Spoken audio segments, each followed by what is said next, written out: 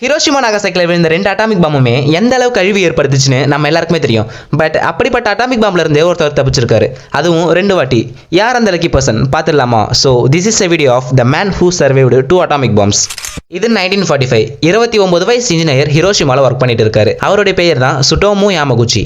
August 6 1945 காலையில் ஒரு 8:15 மணி இருக்கும். யாமகுச்சி ஷிப்யார்டு பக்கம் நடந்து போறாரு. அப்ப அவர் தலைக்கு மேல ஒரு B-29 பாம்பர் ஃபிளைட் போறத பாக்குறாரு. அந்த ஃபிராக்ஷன் ஆஃப் செகண்ட்ல அவரை சுத்தி ஒயிட் கலர்ல லைட் ஃபிளாஷ் ஆகுற மாதிரி இருக்கு. ஏன்னா அவர் இருக்கிற இடத்துல இருந்து 3 கிலோமீட்டர் தள்ளி தான் ஃபர்ஸ்ட் அட்டாமிக் பாம்பு வெடிக்குது. உடனே அவர் கண்ணெல்லாம் டெம்பரவரியா தெரியாம போகுது. உடம்பு வேற பத்திக்கிட்டே எரியுது. இருந்துமே அவர் சாகல. அப்படியே தவழ்ந்துகிட்டே தங்கறதுக்கான ஒரு இடத்தை தேடி போறாரு.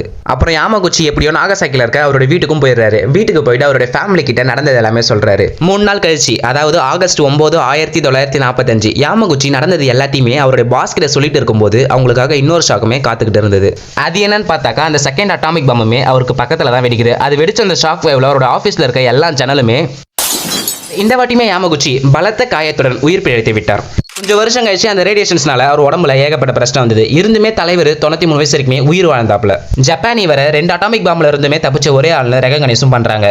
கைஸ், இவருக்கு எவ்வளவு லக் அதிகமா இருக்குன்னு. இந்த மாதிரி லக்ல நம்ம வாழ்க்கையில இருந்தா நம்ம எங்கேயோ போயிடுவோம். அவருடைய லக்கை பத்தி நீங்க என்ன நினைக்கிறீங்கன்னு சொல்லிட்டு கீழே கமெண்ட் பண்ணிட்டு போயிடுங்க. சோ இந்த மாதிரி நிறைய வீடியோஸ்க்கு நம்ம சேனலே சப்ஸ்கிரைப் பண்றீங்க. அடுத்த வீடியோ வரும் வரை உங்களிடமிருந்து விடைபெறுகிறேன். தேங்க்யூ.